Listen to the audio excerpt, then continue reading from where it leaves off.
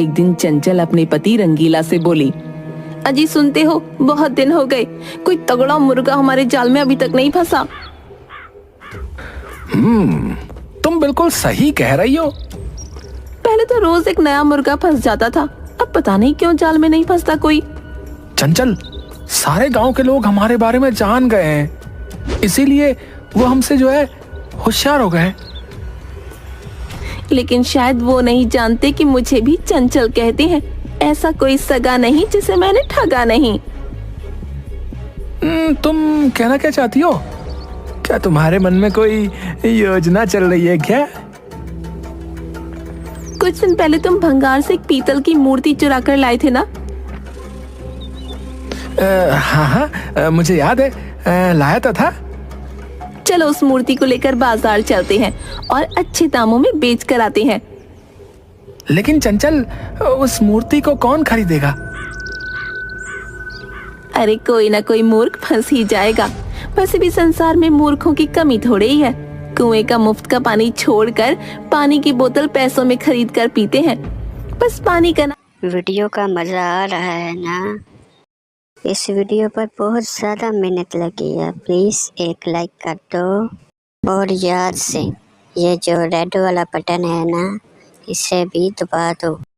अगर अपने नाम की आप लोगों ने वीडियो बनवानी है तो कमेंट में बता देना अपना नाम। वीडियो को मुकम्मल देखना, बहुत मज़ा आएगा आप लोगों को। मैं तो देख रहा हूँ, आप लोग भी देखना।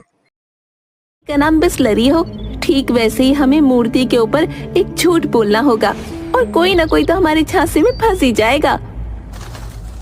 चंचल के कहने पर रंगीला मूर्ति लेकर चंचल के साथ बाजार में चला गया और चंचल बाजार में आवाज लगाने लगी, अरे कोई है जो इस पवित्र मूर्ति को खरीदेगा? जो भी इसे खरीदेगा उसके दिन बदल जाएंगे, उसके भाग्य खुल जाएंगे, धन की वर्षा होगी, उसका जीवन खुशियों से भर जाएगा। चंचल की आवाज सुनकर एक व्यक्ति चंचल के पास आकर बोला, ऐसी कौन सी मूर्ति है जिसे खरीदकर भाग्य बदल जाएगा? आँख से अंधे हो क्या? दिखाई नहीं देती मेरे हाथ में चमकती हुई पवित्र मूर्ति? लेकिन ये मूर्ति तो बहुत ही पुरानी मालूम पड़ती है और ये तो कहीं से भी नहीं चमक रही। इस मूर्ति को जब खरीदोगे उसके 2 दिन बाद इसका चमत्कार दिखेगा। वो सब तो ठीक है, लेकिन ये मूर्ति आखिर है किस चीज की? ये तो बच्चों का खिलौना मालूम पड़ता है। ये बच्चों का खिलौना नहीं है मूर्ख, है? जल्दी से इस मूर्ति से क्षमा मांग ले, नहीं तो यहाँ से जाने के बाद ही तुम्हारे बुरे दिन शुरू हो जाएंगे, बता रहा हूँ। और अगर तुम इस मूर्ति को खरीद लोगे तो तुम्हारे दिन सुधर जाएंगे। अगर ऐसी बात है तो तुम इस मूर्ति को बेच क्यों रही हो? अरे हम चाहते हैं कि जिस तरह से हमारा भाग्य बदला है, इस तरह से और भी लोगों का भाग्य जो है बदल जाए। ये मूर्ति कितने की है? पूरे 10,000 रुपए की है, लेकिन जैसे ही 10,000 रुपए की मूर्ति लेकर तुम घर पहुंचोगे, हो सकता है तुम्हें व्यापार में 10 लाख का मुनाफा हो जाए। चंचल की बात सुनकर वो व्यक्ति चंचल की बातों में आ गया और 10,000 देकर वो मूर्ति लेकर चला गया। चंचल और रंगीला पैसे लेकर खुशी खुशी घर आ गए। देखा आपने मेरे दिमाग का कमाल। मान गया चंचल, है तुमने कबाड़ी की दुकान से चुराई हुई मूर्ति इतने महंगे दामों में बेच दी। चलो हमारे 1 महीने के राशन पानी का तो जुगाड़ हो गया। चंचल ने इतना कहा ही था, तभी वहाँ पर गांव का मुखिया क्रोधित होता हुआ आ गया। उन दोनों की ओर देखकर बोला, तुम दोनों की इन गिरी हुई हरकतों से मैं तंग आ गया हूँ। तुम दोनों में शर्म नाम की कोई चीज बची है या नहीं? आप कहना क्या चाहते हैं मुखिया जी? इस तरह से आपको हमारे घर में आकर हमें अपमानित करने का कोई अधिकार नहीं। बकवास बंद करो चंचल। तुमने और तुम्हारे पति ने कुछ देर पहले जिस व्यक्ति को ठगा था, वो हमारे गांव का नहीं बल्कि पड़ोस के गांव का था, समझे? तो हम क्या करें, हैं? हमने तो व्यापार किया है। अरे जिसे तुम व्यापार कहते हो उसे मूर्ख बनाना कहा जाता है, समझे? एक तो वैसे भी हमारे गांव में पिछले 3 वर्षों से वर्षा नहीं हुई। पूरा गांव सूखे से ग्रसित है और ऊपर से तुम लोगों की हरकतें।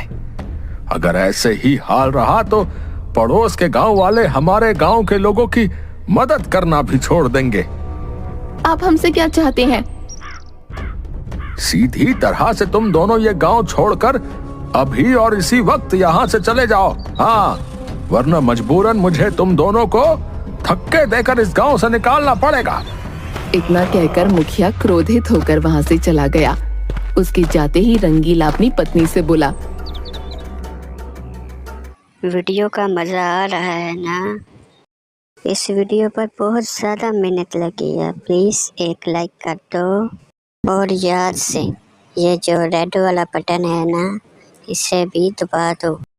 अगर अपने नाम की आप लोगों ने वीडियो बनवानी है तो कमेंट में बता देना अपना नाम। वीडियो को मुकम्मल देखना, बहुत मज़ा आएगा आप लोगों को। मैं तो देख रहा हूँ, आप लोग भी देखना। आखिर ये मुखिया अपने आप को समझता क्या है? देखता हूँ कौन आता है हमें हमारे घर से निकालने के लिए। ऐसा मत कहिए, अभी यहाँ से जाने में ही भलाई है। कुछ दिनों बाद जब गांव वालों का गुस्सा ठंडा हो जाएगा तब यहाँ आ जाएंगे। शायद तुम सही कहती हो। वैसे भी हम दोनों को जंगल की सैर किए हुए काफी समय हो चुका है। चलो जंगल में जाकर थोड़ी सी हरियाली का आनंद भी उठाते। रंगीला और चंचल अपने घर से निकलकर जंगल की ओर चले गए। चलते चलते मेरे तो पैर जवाब दे गए हैं। चलो उस पेड़ के नीचे थोड़ा आराम कर लेते हैं। चंचल और रंगीला उस पेड़ के नीचे बैठकर आराम करने लगे। तभी चंचल की नजर सामने वाले पेड़ के नीचे लेटे हुए एक साधु पर पड़ी। चंचल अपने पति की ओर देखकर बोली, देखो वो सामने उस पेड़ के नीचे एक साधु सो रहा है। सुना है चंचल कि जंगल के अंदर जो भी साधु रहते हैं वो बहुत तपस्वी होते हैं। रंगीला ने इतना कहा ही था कि तभी उस साधु की आंख खुल गई और वो धीरे धीरे कदमों से उन दोनों के पास आकर गौर से देखने लगा। ऐसे आंखें फाड़ फाड़ कर क्या देख रहे हो? तुम दोनों कौन हो और इस जंगल में क्या कर रहे हो? रंगीला रोता हुआ उस साधु की ओर देखकर बोला, साधु महाराज, पिछले 3 वर्षों से हमारे गांव में वर्षा नहीं हुई। सारी फसलें सूख चुकी है। अब तो गांव में भूखमरी फैलने लगी है। मुझसे क्या चाहते हो? अजी आप हमें कोई ऐसी चमत्कारिक वस्तु दे दीजिए जिससे हम अपने गांव वालों की मदद कर सकें।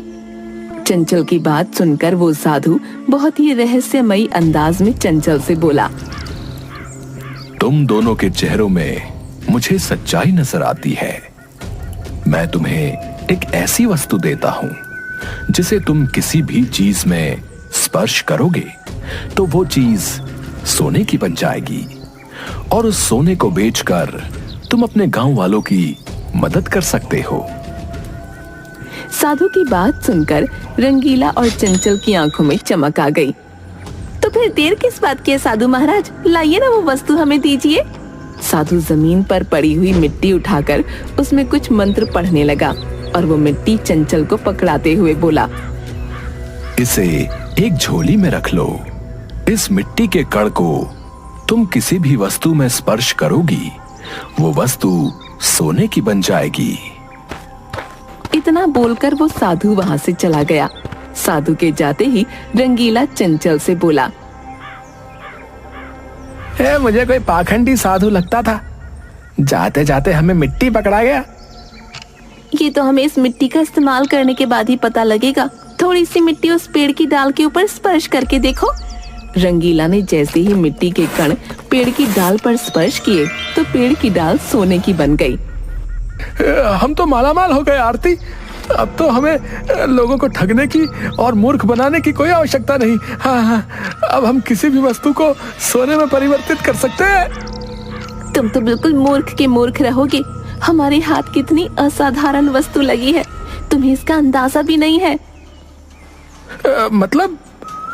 मतलब अब वक्त आ गया है गांव वालों से अपने अपमान का बदला लेने का। चलो मेरे साथ अपने गांव चलें। चंचल और रंगीला अपने गांव आ गए। चंचल सारे गांव वालों को एकत्रित करके उनकी ओर देखकर बोली, गांव वालों, पिछले 3 वर्षों से हमारे गांव में भयंकर सूखा पड़ा है। फसलें सूख चुकी हैं।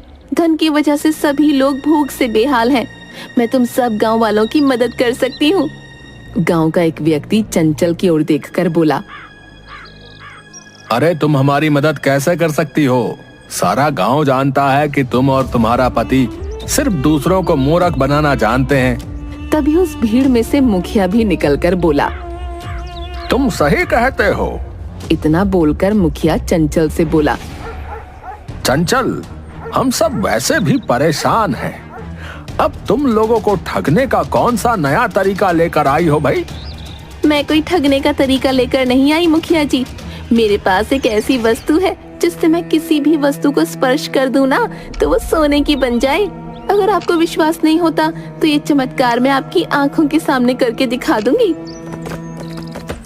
इतना बोलकर चंचल ने एक लकड़ी पर मिट्टी के कण फेंक दिए। लकड़ी सोने की बन गई। ये चमत्कार देखकर मुखिया आश्चर्यचकित होकर बोला, तुम्हारे पास ये चमत्कारी वस्तु कहाँ से आई? वो सब छोड़ो मुखिया जी, मैं सब गांव वालों की मदद कर सकती हूँ, लेकिन एक शर्त पर। कैसी शर्त? तुम सब गांव वालों को मेरी गुलामी स्वीकार करनी पड़ेगी। मुखिया के बोलने से पहले ही एक व्यक्ति चंचल की ओर देखकर बोला, हमें तुम्हारी शर्त मंजूर है। हमें तो बस अच्छा भोजन, साफ पानी और कपड़े ही चाहिए, जो कि धन से खरीदे ही जा सकते हैं। तो फिर ठीक है, मैं तुम्हारी मदद करने को तैयार हूँ। इतना बोलकर चंचल ने मिट्टी के कण एक दूसरी लकड़ी के ऊपर फेंक दिए। मगर जैसे ही उसने उस लकड़ी के ऊपर मिट्टी के कण फेंके, अचानक एक तेज धमाका हुआ और देखते ही देखते पूरा गांव सोने में परिवर्तित हो गया। यहाँ तक कि गांव की धरती भी सोने में परिवर्तित हो गई।